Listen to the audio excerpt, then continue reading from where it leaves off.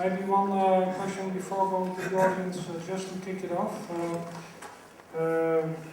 We've been hearing Margot explaining how she and her team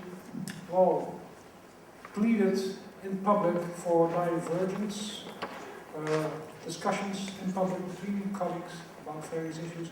Whereas Dave, in the beginning of the session, argued in favor of, let's say, consensus formation. Can we get some consensus between the two of you? Who's right in this case? Should we be proud of our differences of opinion, or rather should we try to, as a branch of experts, so to speak, appearing in public, or focus on our consensus? I didn't think I was disagreeing with Dave. Okay. I think it's very important that within whatever our home discipline is, we don't de-skill ourselves as lawyers or philosophers or social scientists or real scientists. And that's why I think it's important to distinguish between us, if you like, in the academy. If we are actually asked to work together on a particular project, whether it's an academic project or whether it's developing policy guidelines, as Dave and I has done, then that is the point, I think, where you seek consensus. I may have misunderstood you. Just to be clear, I don't defend consensus in all things and in all contexts. My point was that there are particular contexts where consensus has a value. And the working party that Margot and I were on together, we were told, as it were, consensus is important to the Nuffield because it gives any subsequent report an impact and an influence it wouldn't have otherwise. So there is an imperative to agreement if you want to do certain things, but I'm no fan of consensus in all contexts. Okay. You agree on that? There was one first question there. Yeah, no, sorry, it was for Margaret beforehand. I was just wondering, because you spoke about the sort of loss of skill from a sort of law aspect, with the sort of, from those that are trying to transcend both boundaries, and speaking as well, Bruce, my supervisor, so she'll know about trying to cross those boundaries between social science, ethics, and law. How do you kind of mitigate that? So, are you looking? Would you have to therefore say you have to be skilled in law and social science and then move on? Or is it necessary that you can kind of develop those skills later on, that you can ground yourself in law and social science, that you can actually then be a mixture of the both?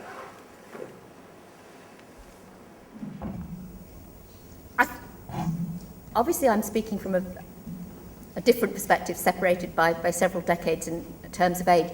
I don't think it's impossible. I think it's a very, very difficult task. And I think it's important, as you develop in law and social science, to identify very clearly for you what you think what are the important legal skills you bring. Are they essentially theoretical skills, or are they more practical skills? Are you going to narrow down the area, if you like, in which you work whilst keeping the breadth of discipline? So I think it's a very exciting development, but I think it's quite challenging for each part of the jigsaw to see how, when you meld together to create something better, you can still keep the things that I think are good about Dave being a really excellent moral philosopher and other people being really excellent social scientists. So I don't think it's impossible. I think it's challenging. And I think some of the things that I spoke about right at the beginning, the university constraints, are making it yet more difficult to do, because the less time you have, the other kind of burdens that are being placed on you by the university, the harder it's going to be to. I think you've got a foot in 3 different disciplines, and I admire that. I didn't say it was going to work, but I'm sure it will. Just to add something quickly to this, I've lost the battle with my university to have my work on the HFEA record. Sorry, I spend the equivalent of 1 day a week on the HFEA. 3 days of this week will be given over to HFEA work.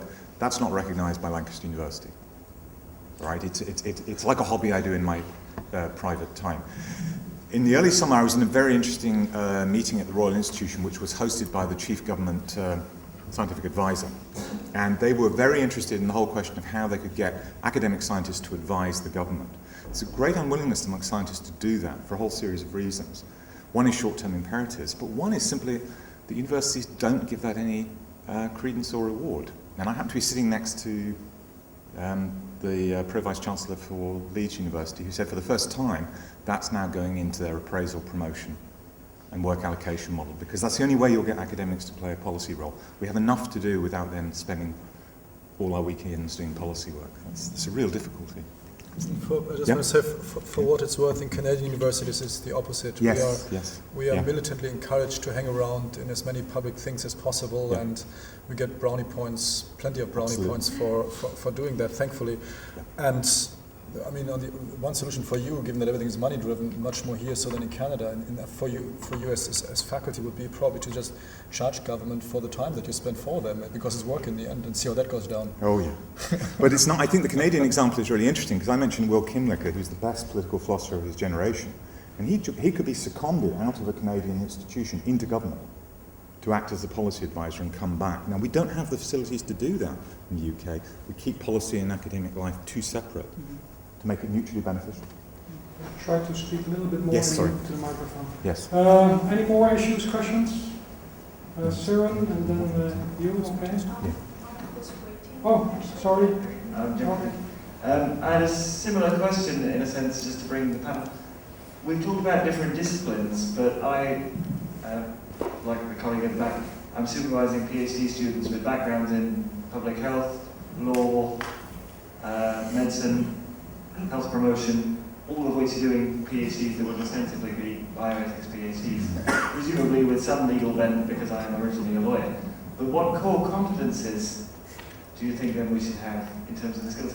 What is the outcome of a good bioethicist if we are training interdisciplinary bioethicists? Well, look at me. This is really unfair now. I think the answer, I mean, for my students, what I always tell them is that before they get started, they should think very carefully what they want to do with it. So we are not in the business of attracting as many students as possible regardless, because we need to have those bumps on seats.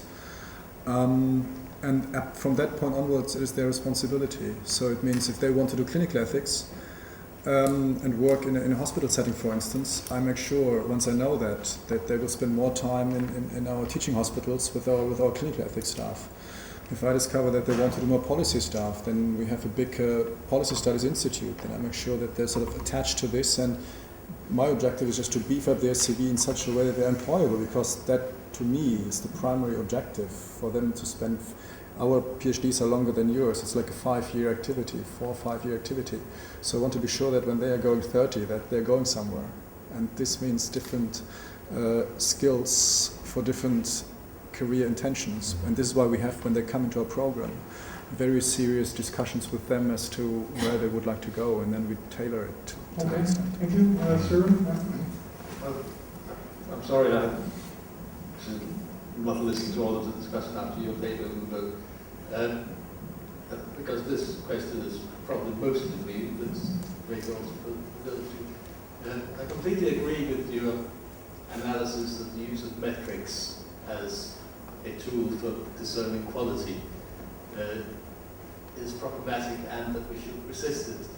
And of course it can take sort of completely absurd proportions, like in Norway, where there is a list which divides journals into various qualities, and if you publish in one, your institute will get £2,000. If you publish in the next category band, your institute will only get £1,000, and if you publish in an unclassified journal, your institute will get nothing.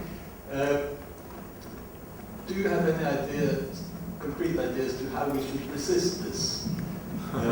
Given that even if we all collected, sort of mass demonstration seems to be just by the numbers, not an option for bioethics. Yeah, I mean, the reality is, of course, as you know, it's beyond our control. Our masters dictate to us, and when you look at Australian colleagues, they have these rankings from A to C or whatever, right? And they now, at Monash University where I worked, they either publish in an A journal or they should not bother looking into having their contracts extended at one point, right? I honestly think the only thing that we could do is to use the organizations that we have. When you think about the IAB, for instance, who obviously never thinks about these things, or the American ASBH, I do apologize. But I think it would be great if one could get from them kinds of statements, consensus statements of or even a working group, which might take years, I would accept that, but where we think more carefully about what we consider to be quality in our field, partly because we have these multiple disciplines, so we cannot just say philosophical excellence. That's just fooling ourselves, because as you rightly pointed out, there's theologians and sociologists, and they will all continue to float around, and that's great, but that means we need to find a way to define which of those papers are good papers, and then really put it on paper and have it from the society, published from these societies, and then pass it on to our management institutions and probably to our publishers, because the pressure on editors from publishers to increase impact factors is really remarkable. And when you look at where we are realistically, we are all in the same ballpark. I mean, the mainstream, reasonably good upmarket journals like this handful, and then there's this much smaller journals, and then there is the one outlier, the American Journal of Bioethics, for reasons we won't go into today. So I think that's all. I think that's all we can do. I have no answer to that. So beyond to say we should get started really and biting the bullet and asking ourselves, what does quality in our field actually mean to us? And we are not doing this, which tells you also something bad, I think, about what we do. Okay, thank you. You had a question? Yeah, I wanted to. Thanks. I wanted to pick up on a point from David's paper about the relationship between moral philosophy and policy making. I think one of the questions that seems to be coming up a lot at the moment is what constitutes ethical policy making. What is the correct input of ethics into policy? And as bioethicists, we're always being asked for opinions on policy matters, to consultations and so forth. And yet we still seem to end up with a lot of policy that is, if not unethical, at least ethically inconsistent, and then that provides sort of grist to the bioethical analysis mill. I just wondered if, David, you could expand. At the end of your paper, you mentioned quite briefly non-ideal theory and its role here. And you didn't really, I wondered if you just wanted to expand on that. I wonder whether, is there any value in non-ideal, not just moral action, but non-ideal ethical policy making, in the sense that you might look at the ethics and then say, well, we're going to make a policy that we acknowledge explicitly is ethically inconsistent for various pragmatic reasons, reasons of expediency, but actually in saying, look, we recognise that there are ethics going one way, but the policy we're going to make is this, and is that something that sort of fits in with the way you see the role of non-ideal theory in ethical policy? Just to repeat, as non-ideal theory was originally defined by Rawls, it had a very clear, particular and quite limited definition in terms of the architecture of his own particular theory, and it was actually sometimes called non-compliance theory. In other words, how do you secure good political order and a fair society where not sufficient numbers of the population are appropriately motivated by a sense of justice? That was what he had particularly. Or there are devastating economic and social circumstances, so there's an insufficiency of material resources. It's been more broadly interpreted now to mean, look, if we were able, with the tabula rasa, to construct a perfect society and the perfect set of laws, this is what we do. Nevertheless, what we've got is these laws, so how can we make the best of them given the current circumstances? So that's all I meant. And I don't think that involves you in commitment to inconsistency or contradictory propositions. It involves you in saying that sometimes the second best is the best that you can actually secure in a particular context, and recognising that fact and offering a clear and consistent defence of it. So look, to speak off record, I mean, I have particular views that people know about, such that I would reform the Human Fertilisation and Embryology Act. Okay, but it's not in my power to do that. I work within a very clear statutory remit, and I will therefore try to do the best I can within the terms of that act. So that I believe that cloning is morally permissible ain't going to make a ha'porth of difference to the law. Margot wants to add to that?